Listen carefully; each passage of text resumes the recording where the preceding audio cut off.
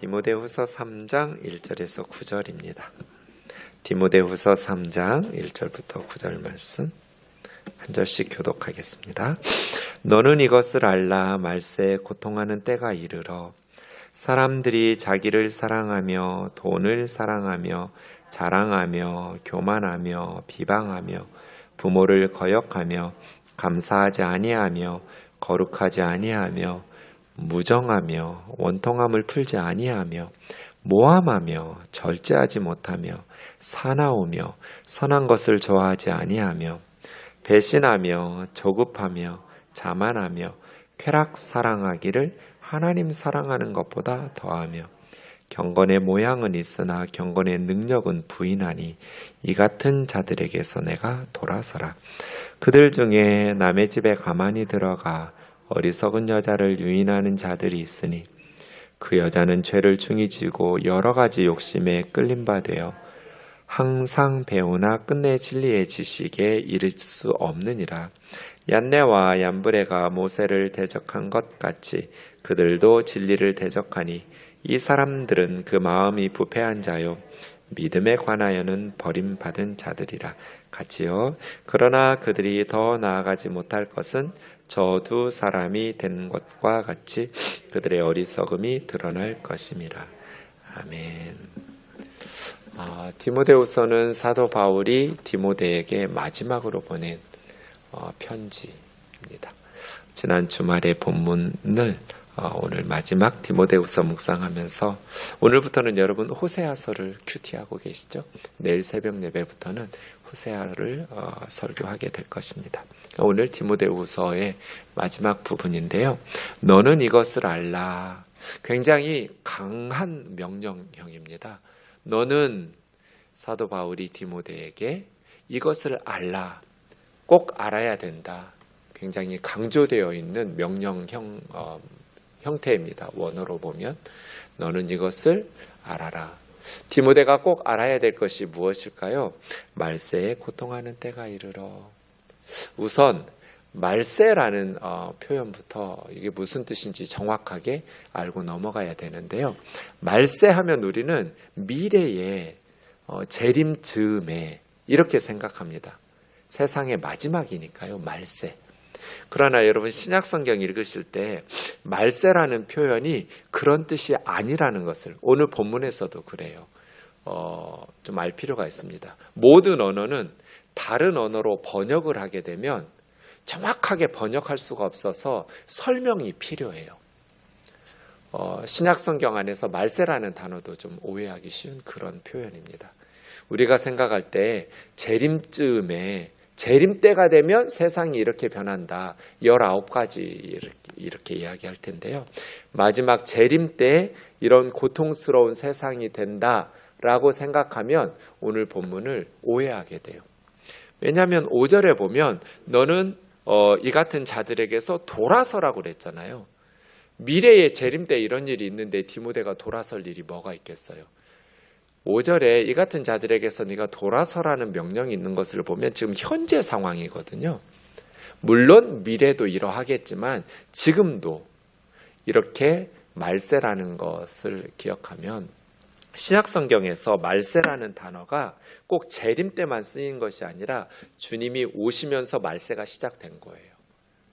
그러니까 초림에서부터 재림 때까지를 말세로 보아요. 그러니까 오늘 본문은 미래에 재림 때 이런 일이 있을 거야, 세상이 이렇게 변할 거야가 아니라 이미 그런 세상이 시작되고 현재 얘기를 하고 있는 거예요. 이런 세상이니 디모데야, 네가 이 같은 자들에게서 돌아서야 된다. 조심해야 된다. 이것을 네가 알아야 된다. 두 가지를 생각해 보는데 하나는 세상이 악해요. 그것이 우리에게 핑계가 될 수 없어요. 하나님의 심판대 앞에 가서 하나님, 제가 경건하게 말씀에 순종하면서 살고 싶었는데요. 세상이 너무 악했잖아요. 그런데 제가 어떻게 하나님 뜻대로 말씀에 순종하면서 거룩하게 살 수 있었겠어요? 이렇게 핑계할 수 있어요? 없어요. 성경은 이미 이야기했어요. 세상은 이렇다고. 언제 한번 세상이 하나님이 기뻐하시는 그러한 세상으로 변화되었던 적이 있나요? 세상은 늘 악했어요. 그래서 바울은 디모데에게 무릇 그리스도 예수 안에서 경건하게 살고자 하는 자들은 박해를 받을 거다. 핍박이 있을 거다. 말씀에 순종하면서 경건하게 그리스도 예수 안에서 바르게 살려고 하는 것은 세상에서는 어리석어 보이는, 그래서 우리는 세상이 악한 것을 우리가 하나님의 뜻대로 살지 못한 것에 핑계거리로 삼을 수 없어요. 가끔 청년들, 이제 제가 양육할 때 청년들이 아버지 때문에 또 자기 가정 형편과 막 이런 이야기들을 해요. 그럼 제가 세 글자로 물어요. 그래서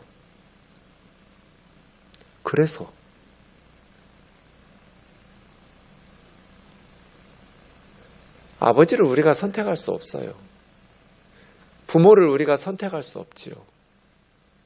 어찌 보면 하나님 앞에 억울할 수도 있지요. 다른 사람은 5달란트 주고 또 저렇게 좋은 가정 환경에서 2달란트 주고 나는 왜 1달란트도 안 주냔 말이에요. 뭐 하나님이 태어나기 전에 시험 본 것도 아니고 뭘 근거로 나에게는 이렇게 인색하고 잔인하게 하나님께서 내 인생에 이런 슬픔을 주시는가. 억울할 수 있죠. 그래서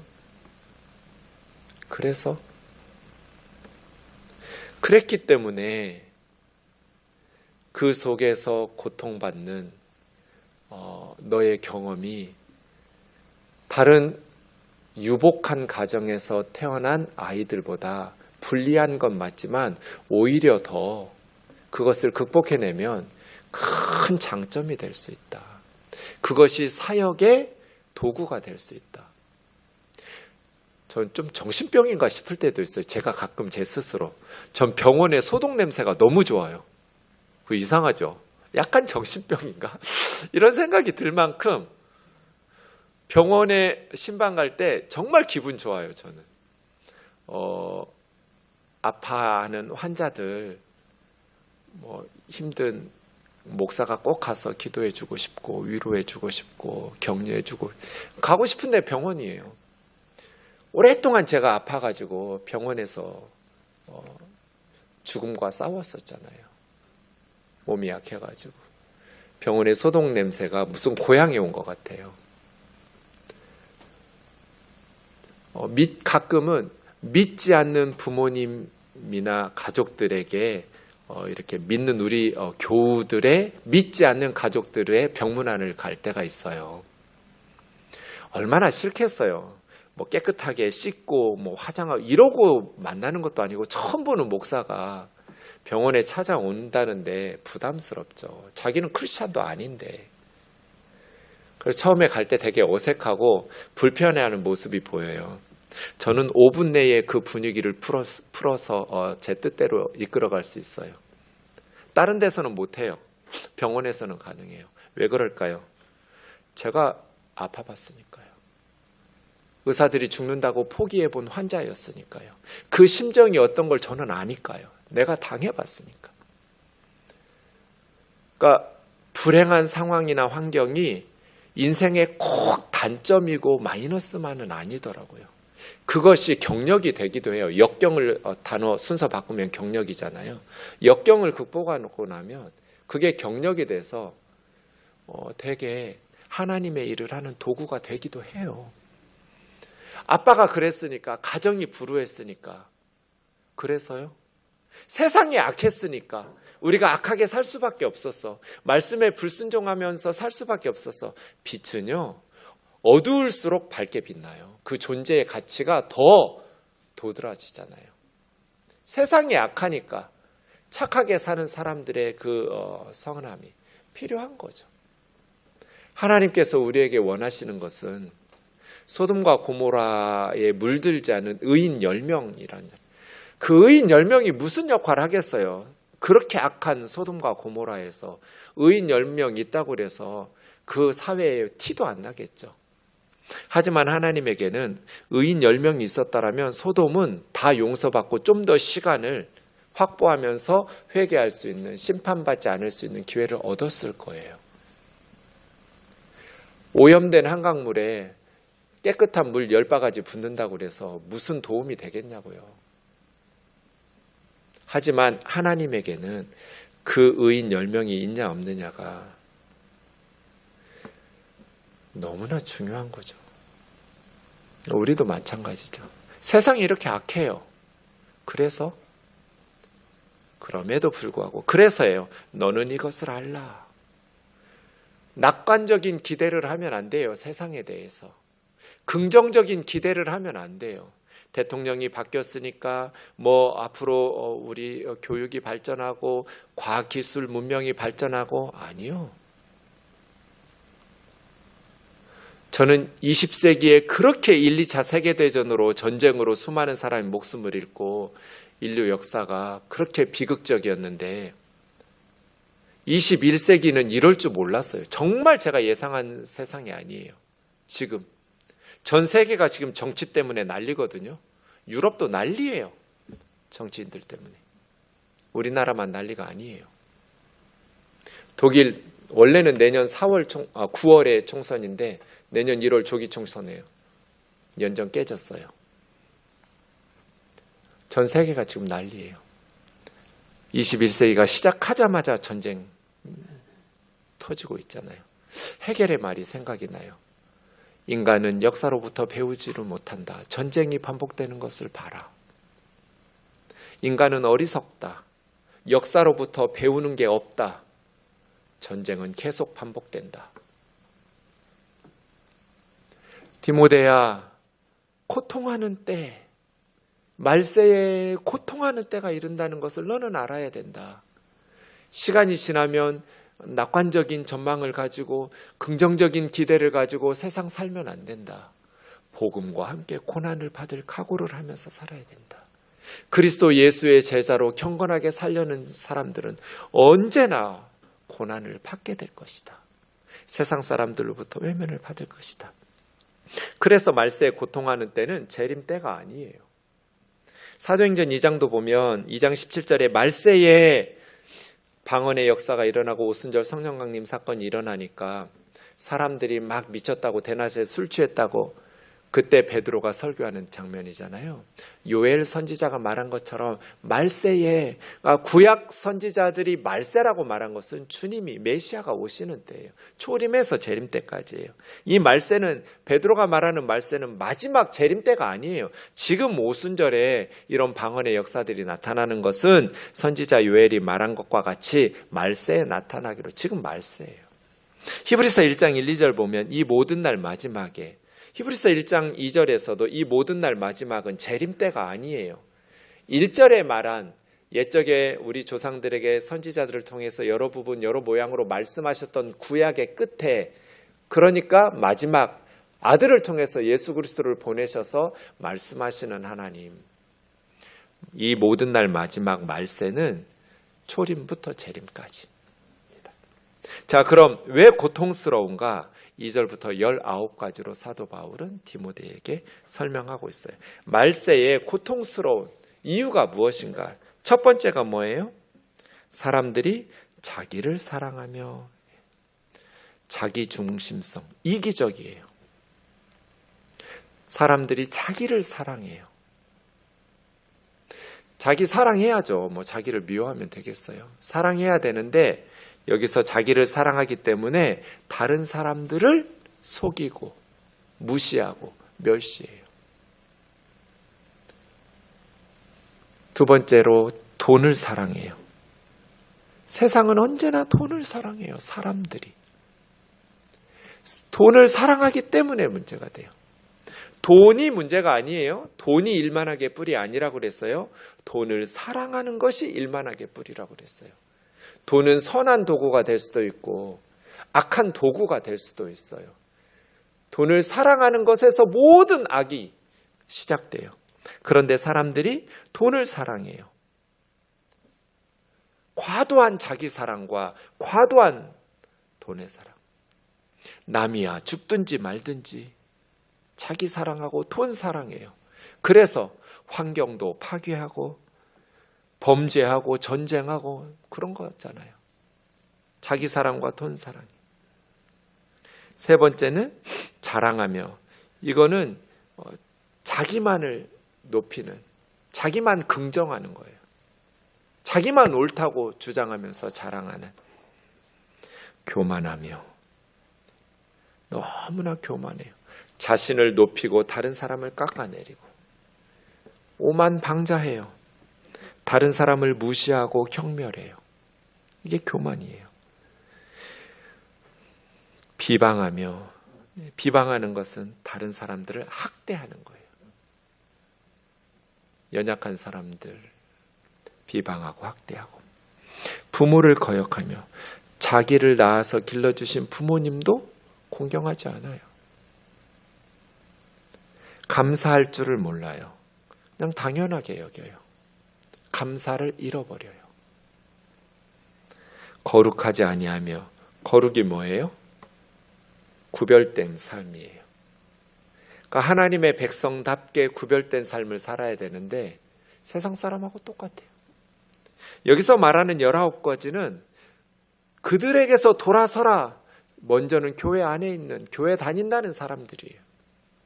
예수 믿지 않는 세상 사람들 얘기가 아니에요. 교회 다니는 사람들 얘기예요. 9번째, 무정하며, 무자비예요. 그래서 믿지 않는 세상 사람들도 가지고 있는, 정상적인 인간이라면 가지고 있는 그러한 감정도 결여되어 있어요. 원통함을 풀지 아니하며, 그래서요, 화해를 못해요. 왜 교회 다니는 사람들은 술을 안 먹어서 그런가? 한 번 싸우면 화해를 안 해요. 드라마 같은 데 보면 세상 사람들은 술 마시면서 풀던데, 부장님 그때 나한테 이랬죠? 야, 나도 너한테 이래서 서운했어. 그래, 미안하다. 술 먹고 풀잖아요. 술의 힘을 빌어서라도. 술 마시는 죄가 커요? 용서하고 화해하지 않는 죄가 더 커요? 아유, 주님도 술 마셨는데 그까짓 게 뭐라고. 왜 교회 다니는 사람들은 원통함을 풀지를 않냐고요. 상처 그까짓 거 뭐라고 받고 그래요. 안 받으면 되잖아요. 주는 거 다 받아요? 받았으면 기도하면서, 그래, 사람이니까 실수할 수 있지. 나도 죄인이고 주님에게 용서받은 죄인인데. 그러려고 노력하면 성령님께서 역사하셔서 치유, 회복시켜 주시거든요. 근데 그럴 마음이 없으니까요. 원통함을 풀지를 않아요. 그래서 화해를 못해요.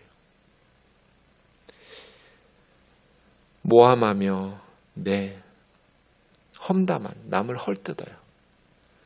그러니까 그 사람에게 상처를 받은 사람들, 특별히 이제 그냥 본인에게 가서 나 너한테 이렇게 서운했다고 이렇게 풀면 좋은데 잘 안 해요. 뒤에서 험담하고 모함을 해요. 절제하지 못하며, 좋은 것도 절제해야 되거든요.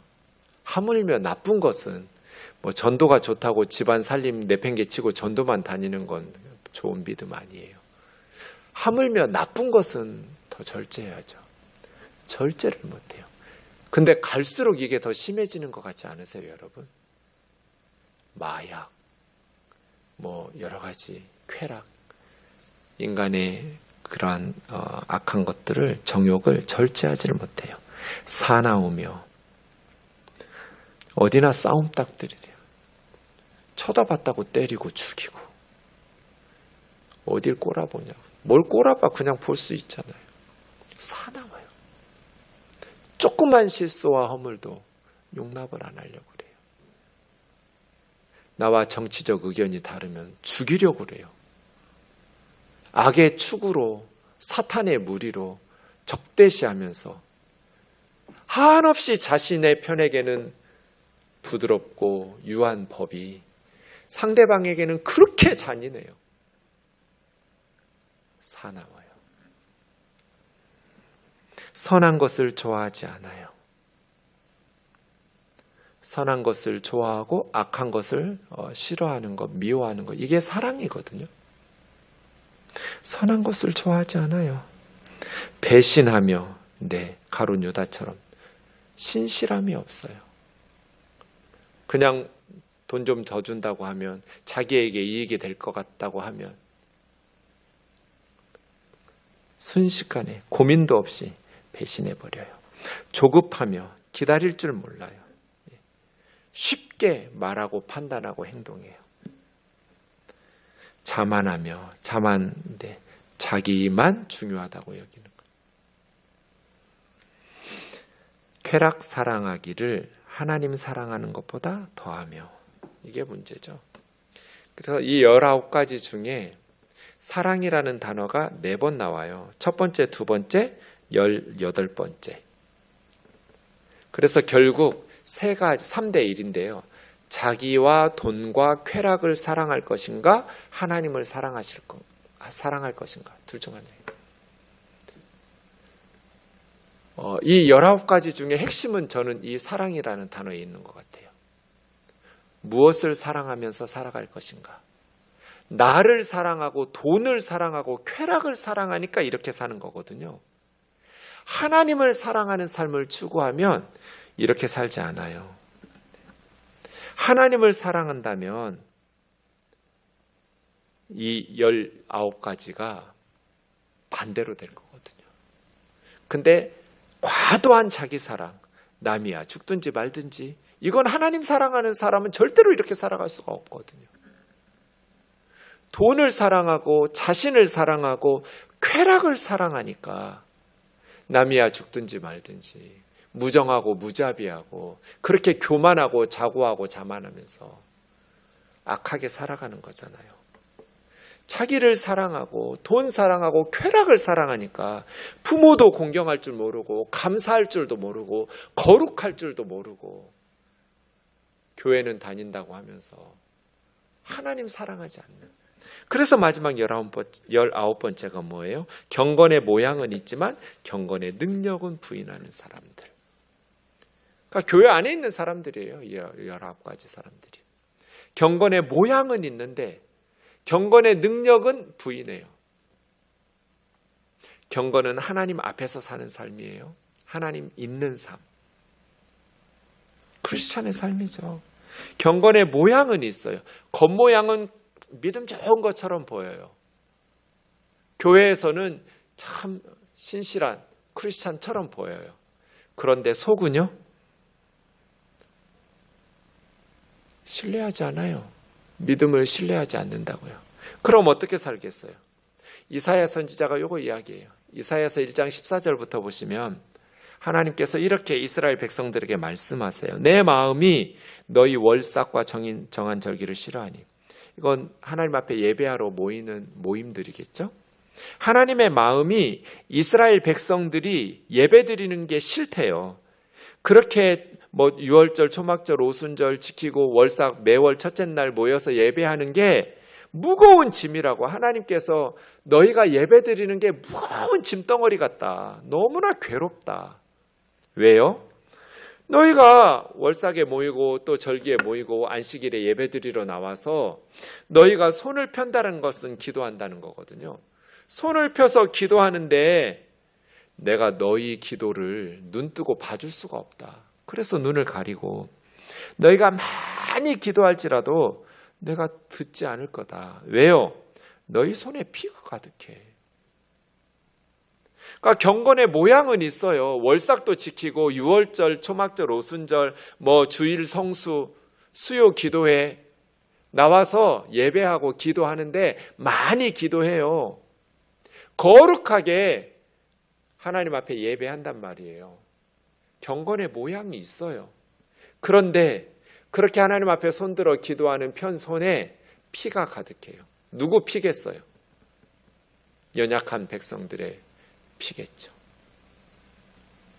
그럼 이 사람들은 경건의 능력, 믿음의 능력, 하나님의 능력을 신뢰하는 거예요? 아니요, 부인하는 거예요. 경건의 모양은 있는데 경건의 능력은 부인하니까 하나님 믿고 살고 믿음으로 살고 말씀에 순종하면서 살기보다는 자기 힘으로 살아야 되거든요. 그러니까 연약한 자들의 피가 손에 묻는 거예요. 억압과 착취가 있는 거예요. 거짓과 사기와 살인과 전쟁이 있는 거예요. 이슬람 혁명이 왜 일어났어요? 크리스찬들 때문에 일어났어요. 거기 사우디아라비아, 이란, 이라크 다 기독교 국가였어요. 로마 제국 시대에. 기독교가 국교였어요. 근데 왜 이 사탄적인 이슬람 혁명이 일어났어요? 크리스찬들이 손에 피가 가득한 경건의 모양은 있는데 경건의 능력이 없는 유럽의 그리스도인들이 그 아랍의 땅들 다 사들여가지고 억압하고 착취해서 그래요. 토지 때문에 마호메트 혁명이 시작됐어요. 공산주의 혁명은 왜 일어났어요? 기독교인들 때문에 일어났어요. 그때 유럽은 산업혁명 이후에 다 기독교 국가였어요. 영국이니 프랑스니 다 크리스찬 국가들이었잖아요. 근데 노동자들에 대한 착취, 산업혁명 이후에, 종교개혁 이후에 가난한 노동자들에 대한 착취 때문에 이 사탄적이고 마귀적인 공산주의 혁명이 일어난 거잖아요. 막스가 18년 연구해가지고 자본론 쓰면서 이 썩어 빠진 세상, 그 썩어 빠진 세상이 어디예요? 유럽이에요. 기독교 국가예요. 왜요? 크리스찬들이 경건의 모양은 있는데 경건의 능력은 부인해요. 하나님 믿고 산다고 입으로만 나불거리지 하나님을 믿지를 않아요. 그러니까 세습하죠. 하나님 믿고 신뢰하는 사람이 어떻게 세습을 해요? 교회를.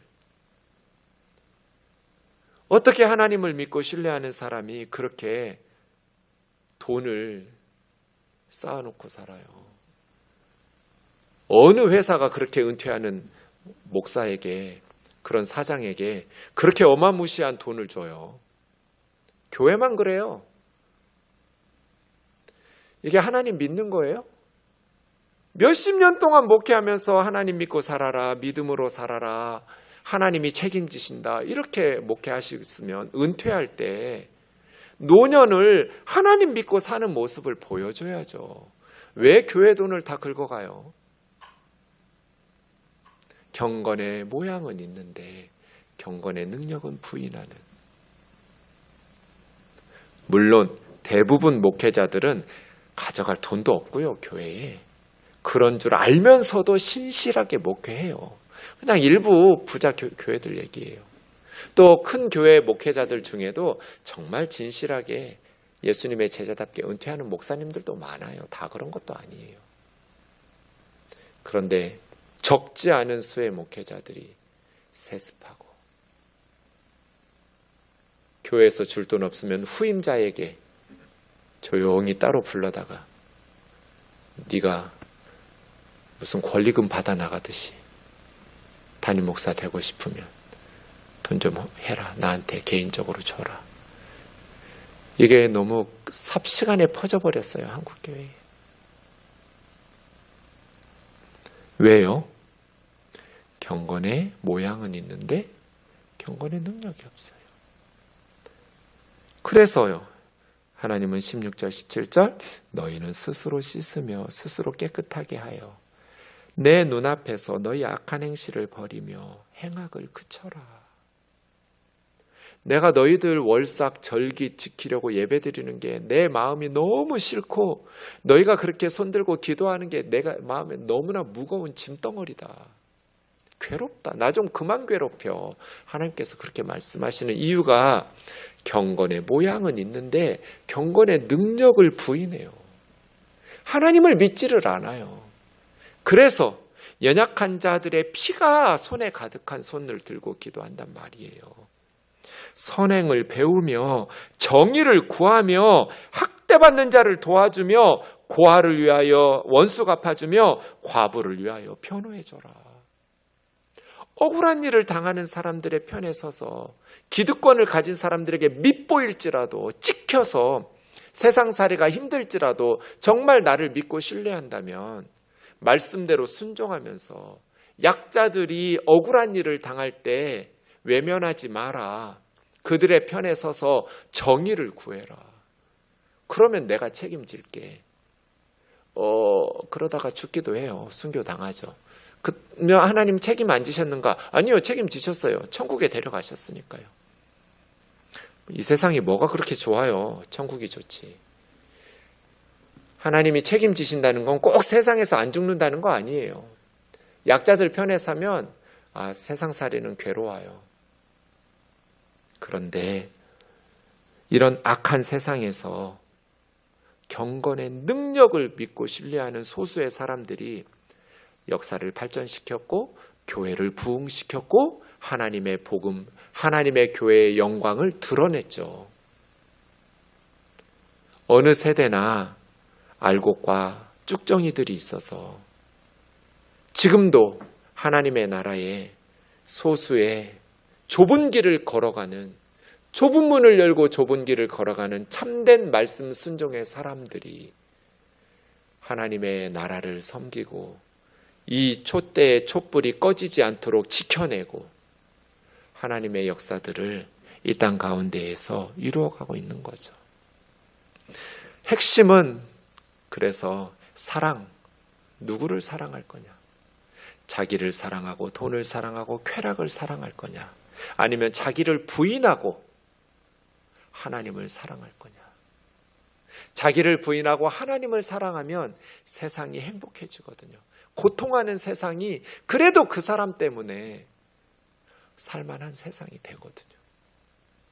우리는 지금 어떻게 살아가고 있는가? 세상이 약했으니까 나 그렇게 살 수밖에 없었어요. 이거 핑계할 수 없어요.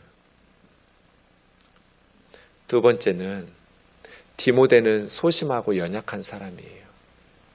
그걸 핑계할 수도 없어요. 세상의 악함을 핑계할 수도 없고요. 자신이 태어나기를 소심하고 병약한 사람이라는 것을 핑계할 수도 없어요. 하나님이 저 그렇게 만들었잖아요. 그래서 그렇게 저는 강하게 살 수 없었어요. 믿음으로 살 수 없었어요. 심판대 앞에서 그렇게 핑계할 수는 없잖아요. 세상이 악했다고 핑계하지도 말고 자신이 연약한 사람이라고 핑계하지도 말고 디모데야, 네가 이것을 알아라. 세상은 고통스러운 때다. 이런 자들에게서 돌아서라. 돌아서라. 세상에 물들지 마라. 아무 생각 없이 살다 보면 세상에 물들어 가는데 세상에 이 악한 바이러스에 감염되지 마라. 정신 똑바로 차리고 하나님의 말씀을 날마다 상고하면서 세상의 악한 죄에 시대의 풍조에 휩쓸려 다니고 악한 세상의 바이러스에 물들지 말고 정신 똑바로 차리고 돌아서라. 하나님의 말씀을 붙잡고 믿음으로 끝까지 세상을 거슬러가면서 살라는 거잖아요. 마지막 6절부터 9절입니다. 그들 중에 이제 거짓 선생들이거든요. 이 앞에 19가지 경건의 모양은 있는데 경건의 능력은 없는 그들 중에 남의 집에 가만히 들어가. 당당하면 왜 뒷구멍으로 들어가겠어요? 앞에서 대놓고 들어가지.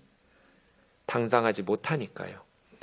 어리석은 여자라고 번역했는데요. 이거는 직역하면 작은 여자, little woman 이렇게 번역해야 되는데 여기 한 번밖에 안 쓰인 단어라서 이걸 아박스 레고메나라고 하거든요. 성경에 한 번만 쓰인 단어들. 이거는 정확하게 뜻을 알기는 어려워요. 여기서는 어리석은 여자라고 했는데 작은 여자? 제가 볼 때는 뭐 어리석은 여자라는 게 틀린 건 아닌데 좀 마음이 연약한, 좀 정서적으로 불안정한, 성숙하지 못한 갓난아이와 같은 믿음의 사람 이렇게 말할 수 있겠어요. 유인하는, 그러니까 거짓 선생들은 어리석은 여자를 유인하는 자들인데 그 여자는 죄를 중이지고 그러니까 죄책감에 늘 시달려요. 자신이 지었던 죄 때문에 죄책감에 시달리면서 그럼에도 불구하고 여러 가지 욕심에 이끌리는, 항상 배우나 그래서 욕심이 있으니까 늘 배우기는 하는데 끝내 진리의 지식에 이르지 못하는, 확고한 복음의 진리 안에 서지 못하는, 왜 이 거짓 선생들은 정확하게 자기의 사냥감을 알아요. 어떤 성도, 여성도가 이게 집어삼킬 수 있는 여성도인지. 악한 놈들은 이런데 아주 귀신같이 알아요. 복음의 진리 안에 확고하게 서 있는 자매들한테는 함부로 못해요. 접근도 안 해요. 안 되는 걸 아니까. 괜히 어줍잖은 추파 던졌다가 된통 당하니까. 그런데 교회 안에는 이런 연약한 자매들이 있잖아요. 돈 많고 어리숙한, 예쁜데 늘 죄책감에 시달리고 지적으로도 강하지 못하고 감정적으로도 연약하고 죄책감에 시달리면서 막 뭔가 불안정한 거짓 선생들이 가만히 그 여자 집에 들어가서 유혹해가지고 못된 짓 하는 거잖아요. 그런 자들에게서 돌아가라. 얀네와 얀브레라는 이 모세 시대의 이 사람은, 유대 전승에 보면 이 사람들은 애굽의 술객들, 술사들의 이름인데요.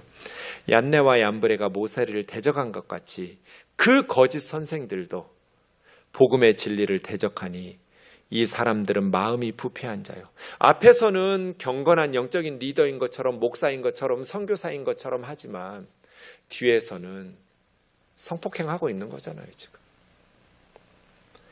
마음은 부패하고 믿음에 관하여는 버림받은 자들.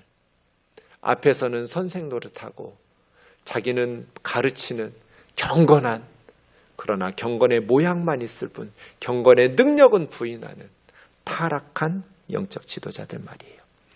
그러나 그들이 더 나아가지 못할 것은 저 두 사람, 얀네와 얀브레처럼 그들의 어리석음이 드러나게 될 날이 있을 것이다. 계속 숨길 수 없는다.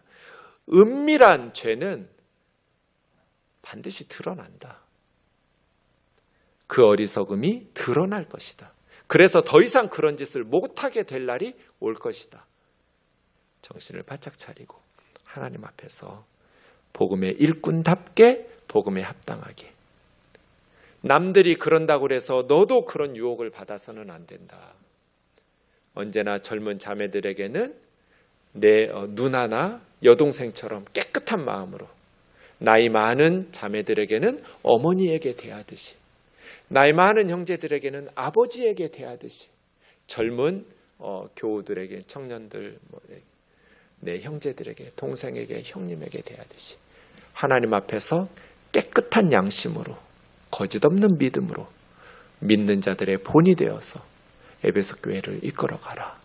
이 마지막 죽음을 앞둔 노 사도의 권면, 디모데를 향한 권면이 우리에게 마음에 새겨져서 주님 앞에 서는 그 순간까지 언제나 부끄러움 없이 하나님 앞에서 믿음으로 살아가기를 주님의 이름으로 축원합니다.